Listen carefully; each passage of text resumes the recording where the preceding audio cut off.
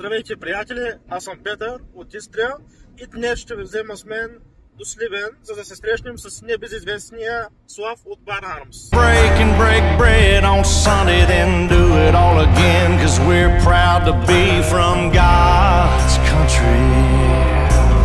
I saw the light in a sunrise, sitting back in a 40 on the muddy riverside, getting baptized in holy water and shine with the dogs running, saved by the sound of a...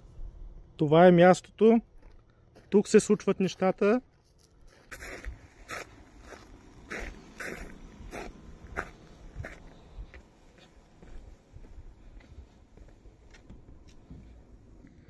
Сега ще си направим възможно най-кривните верди в прибори, поне да имаш оправдание като целваш.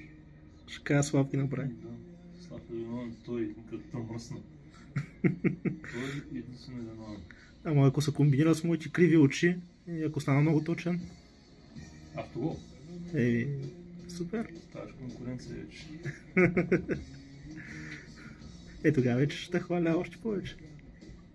Или ще ме псуваш.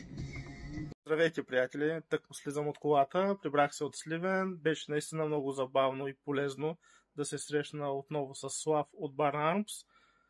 Направихме едно клипче, което беше абсолютно без никакъв сценарий, тип размисли и страсти, което може скоро да видите в неговия YouTube канал.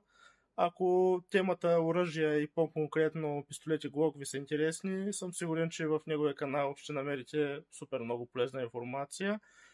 И надявам се този клип, който е напълно аматьорски от мен, тип влогър, също да е бил интересен до някъде и забавен в по-голямата си част. До скоро!